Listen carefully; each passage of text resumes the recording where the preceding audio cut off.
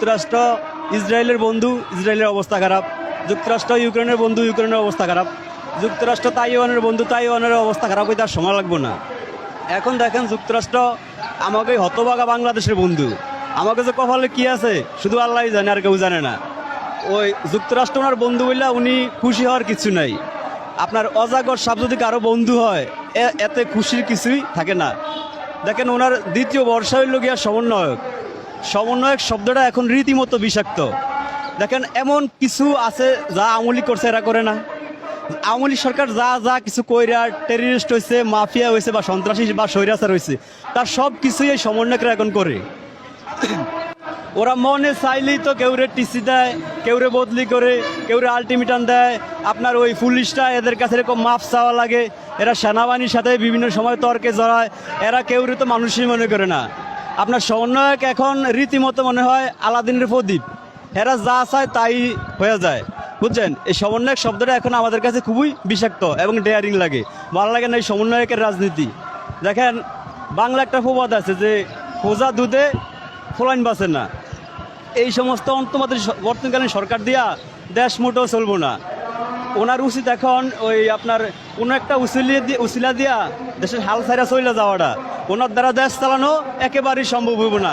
উনি যদি ভদ্র আর জ্ঞানী লোক হন, উনি চলে যাওয়াটাই বেটার। দেখেন ওই ওনার যথেষ্ট সম্মানও আছে, টাকা পয়সা আছে। ওই কাকা এই বয়সে এই জায়গায় আসাটা মূলত ওনার ঠিক হয় না। এই জায়গায় যদি কেউ আসে তার চরিত্র ঠিক থাকে না। এই ভদ্রলোক এই জায়গায় আইসা চরম ভুল করছে। ওনার এখন চলে যাওয়াটাই সবচেয়ে বড় বেটার। যুক্তরাষ্ট্রের কোটা বা যুক্তরাষ্ট্রের ফোনে তো উনি এই জায়গায় আইসেন, আবার যুক্তরাষ্ট্রের কথাই উনি এখন দেখবেন চলে যাইতে হইব। দেখেন এটা একদম সত্য। উনি তো ডেমোক্রেটিক প্রার্থী হিলারি ক্লিন্টন আছে না, ওনার খুব ভালো বন্ধু। ওই জায়গায় ওনার কপাল ফুটছে। এখন প্রধানমন্ত্রী হয়েছে, হোয়াইট হাউসে যাইব নতুন করে ট্রাম্প, মানে রিপাবলিকানরা। অন্ত ওনার শুধু রেড এলার্ট আসতে থাকবো। ওনার শুধু এখন দেখবেন নিষেধাজ্ঞা, আপনি স্যাংশন, সেনাবাহিনী, র্যাব সব কিছু নিষেধাজ্ঞা দিতেই থাকবে যুক্তরাষ্ট্র। বাইরে যুক্তরাষ্ট্রটা মাফিয়া। ওনার যুক্তরাষ্ট্রের ফোনে উনি এই জায়গায় আইসে, আবার যুক্তরাষ্ট্রের ফোনেই উনি ব্যাগ চলে যাইতে হইব। এই জন্য ভদ্রলোক যদি বুঝে যে যাইতে হইব, তাহলে কোনো একটা উসিলা দিয়ে উনি কিন্তু ওনার চলে যাওয়া উচিত, কারণ ওনার যাইতে হইব। দেখেন এই যে সমন্বয়কের কথাটা আমি আবার বলি। সমন্বয়ক আপনার যদি আপনি রাজনীতি বোঝেন বা যদি আপনার জ্ঞান থাকে, তাহলে আপনি বিশ্বাস করতে হইব যে বাংলাদেশে আওয়ামী লীগও বড় দল, বিএনপিও বড় দল। কিন্তু এই সমন্বয়ক আছে কোনো দলই দল না, সব এরা, মানে এরা পুরো বাংলাদেশটা লিড দিব। এরা বাংলাদেশের মা বাপ যা বলেন সবই এই সমন্বয়করা। আপনি দেখেন আমাদের গাড়িতে মাঝে মাঝে সমন্বয়ক বলতে ছাত্ররা ওঠে না, তো এগুলো জিগেলে বলে কি যে আমরা দেশটা আওয়ামী লীগের জন্য শাসন মানে যুদ্ধ করি নাই, বিএনপির জন্য যুদ্ধ করি নাই, জামাতের জন্য যুদ্ধ করি নাই। তাহলে আপনারা যুদ্ধ করছেন কার লেগিয়া? দেশটা কি আপনি চালাবেন? আরে ভাই আপনারা জ্ঞানী বিশ্ববিদ্যালয়ে পড়ালেখা করেন, এটা সত্য। তো যদি আপনি জ্ঞানী হন, তাহলে আপনি ওই নাসার সায়েন্টিস্ট হন, ভালো কথা। আপনি বড় প্রকৌশলী হন, বড় ইঞ্জিনিয়ার হন, এই জায়গায় আপনার কি? যে বিষয়ে আপনি বোঝেন ওই বিষয়ে তো আপনার মাথা ঘামানোর দরকার নাই। এটা রাষ্ট্রীয় ব্যাপার। আপনি দেশের ঠিক আছে মুক্ত করছেন, এখন যারা দেশ চালাইতে পারে, দেশ চালাইতে সক্ষম, তারা দেশ চালাইবে। আপনার এই জায়গায় কি? আপনার চেয়ে জ্ঞানী লোক নাই এই দেশে? আপনি কি সবার বাপ মা? আপনি আওয়ামী লীগ নিষেধাজ্ঞা দিচ্ছেন, জাতীয় পার্টি নিষেধাজ্ঞা দেন। কয়েকদিন পরে দেখবেন নির্বাচনের জন্য বেশি যখন বিএনপি বাড়াবাড়ি করবো, ওরা বিএনপিরও নিষেধাজ্ঞা দিব। এখন সব দল নিষেধাজ্ঞা দিয়ে আপনি কি নিজে দেশ চালাইবেন? আরে ভাই আপনি তো মাছের রাঙ্গা, আপনি খাইবেন ছোটো ছোটো ফুটি মাছ। আপনি তো বোয়াল মাছ, কোরাল মাছ হলে ভালাবালি করে লাভ হইব না। এই হচ্ছে আমাকে সমন্বয়কের বর্তমান অবস্থা।